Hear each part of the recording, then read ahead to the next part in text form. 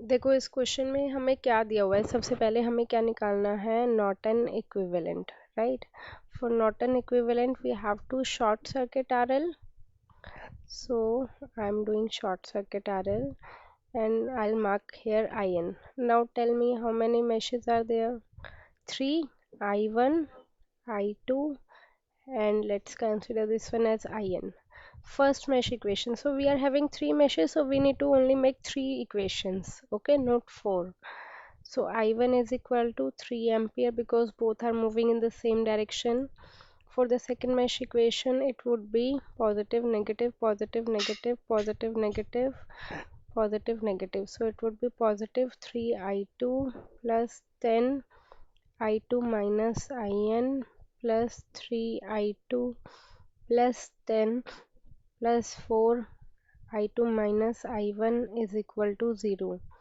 This is your second equation. Third equation is plus 10 In minus I2 is equal to 0. So can we solve all these 3 equations? Then we'll get the value of In, right? ये जो 10 plus 4 I1 minus I2 वाली वो कैसे बनेगी 4 I2 हाँ समझ गई Next we need to calculate Rn. For calculation of Rn, what we do need to do, if there is a voltage source then that would be short circuit, and if there is a current source then that would be open circuit.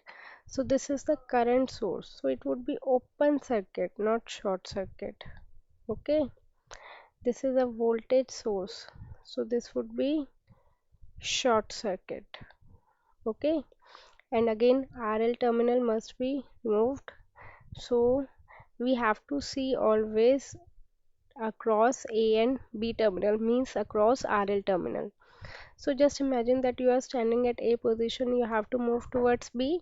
3, 4, 3, all are your friends, right? All resistances are your friends, so you can go to 3 ohm house, 4 ohm house and 3 ohm house once. So it means all are connected in series, so it is 10. Now as you can see, 10 and 10 are connected at a different path, so it means they are connected in parallel. So RAB is equal to RN is equal to 10 parallel 10, and 10 parallel 10 is 5 ohm, right? In the last, what we do need to do, calculate Norton equivalent. This is IN.